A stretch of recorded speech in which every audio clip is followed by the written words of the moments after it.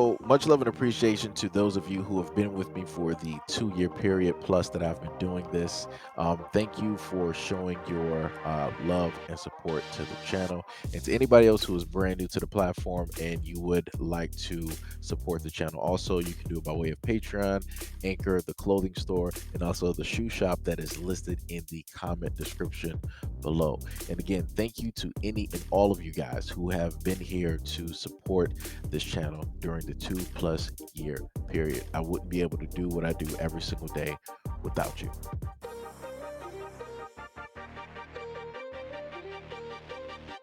According to a police report, Vermont State Police stated that they were notified of a burglary complaint from a residence in Stamford at around 5:55 p.m. on May 1st. Police found that several bottles of alcohol were taken from the residence while the homeowners were not present. After collecting a statement and looking at surveillance videos, police found probable cause to charge Ezra Miller with felony burglary into an unoccupied dwelling. Police located Miller on August 7th at 11:23 p.m. and issued them a citation to appear in Vermont Superior Court on September 26th for arraignment. According to a Rolling Stones investigation in June, Miller has been housing a 25-year-old mother and her 3 children, who are all between the ages of 1 through 5, at the actor's home ranch in Stamford, Vermont. The property doubles as an unlicensed cannabis farm and has several firearms on the premises. One source who spoke to Rolling Stone alleged that the 1-year-old child was found with a loose bullet in their mouth. It is unclear whether the Stanford properties are one and the same.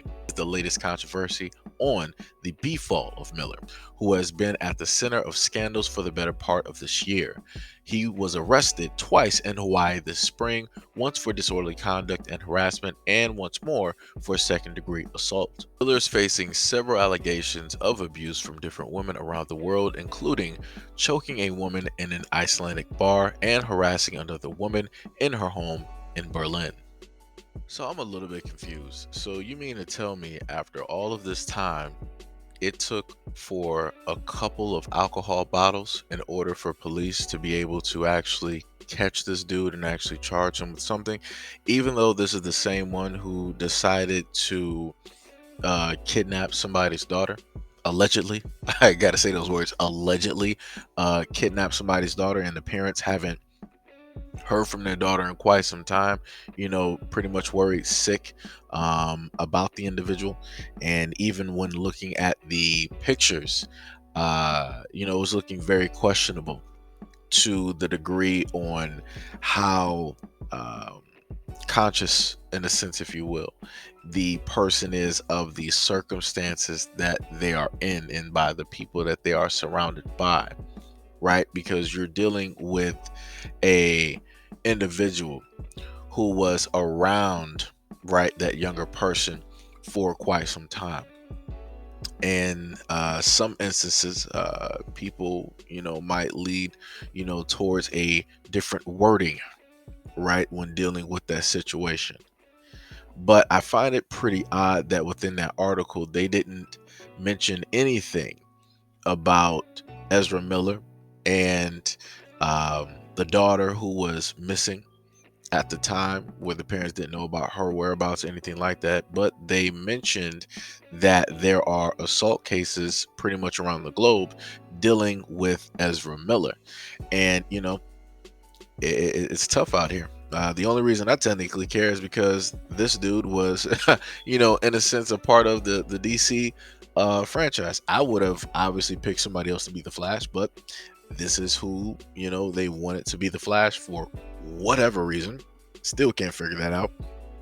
And now that, in a sense, put a black eye, right, directly on DC, because this is the main actor, right? And the funniest thing about this is, right, you're going to have, I forgot who is it, WB or whoever it is that's doing the movie. They're going to push the movie forward to quote unquote try to recoup their money.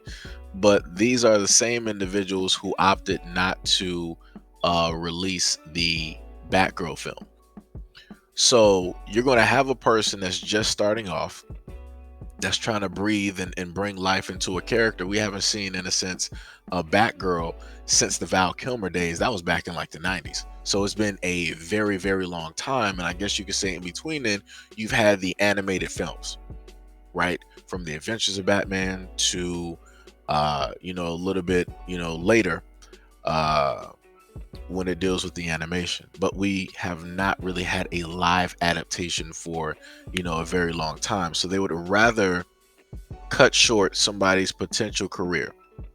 They're coming up, and we're going to let a degenerate delinquent, in a sense, leave a black eye and still make money, right? Directly off of representing an iconic character. Like I said, it's quite ridiculous how you have some people that are able to slide by and still make money. But like I said, it is what it is. It is what it is. You got two communities working together, making sure, you know their people, are able to make money, ends meet at the end of the day, no matter what wrongdoing they happen to do. And the other thing I want to also point out too is the community that Ezra Miller is a part of. I find it very interesting that this man has gone after and assaulted women a multitude of times, like bar fights, whatever it is, and yet nobody, no representatives, from that community has said anything at all. But let this have been in reverse, right?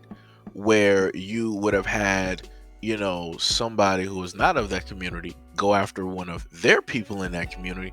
Oh, it would have been a problem. This would have been a front page story. People, would have been protesting. They would have been speaking out. Other people on social media would have been speaking out. You would have heard about this for like a week straight, and people everywhere would be talking about this story. But yet, when it comes to women dealing with stuff like this, it's complete silence. And I'm just going to leave it as that.